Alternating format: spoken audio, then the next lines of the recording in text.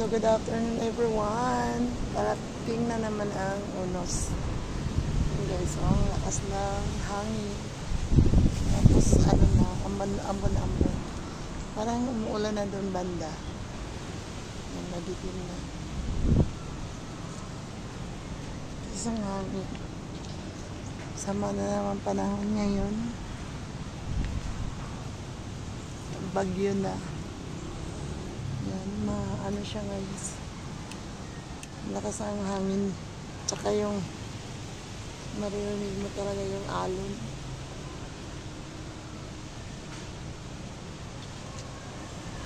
Maambo na dito. Masaya na naman ang ating mga tanim nito. Kasi lang, mahangin ba o? Magtumba-tumba itong mga plants natin. Pero dito sa baba naman, protected pa. Okay pa siya. Okay lang siya. Sa itaas lang talaga ang lakas, lamig ang simoy ng hangin. Doon daw sa may maasin umuulan na talaga doon. Dito ambon pa lang, para na yung dahon. And keep safe everyone. Malakas ang hangin. Naku, nandito na talaga ang unos maglipad na yung mga dahon niya. Dami na naman natin basura nito pupulutin.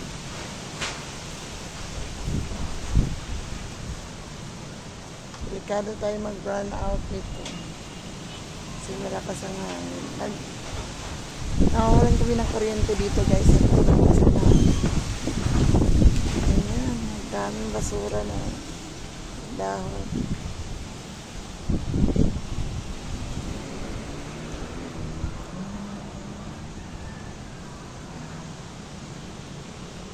Doon ang madilim talaga banda doon. Tapos doon banda parang bumagsak na talaga yung ulan.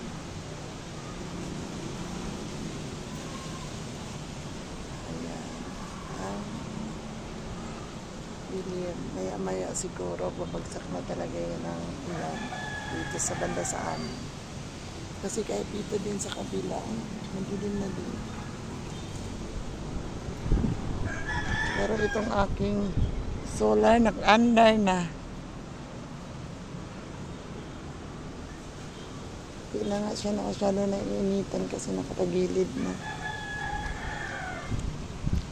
Thank you everyone. God bless guys.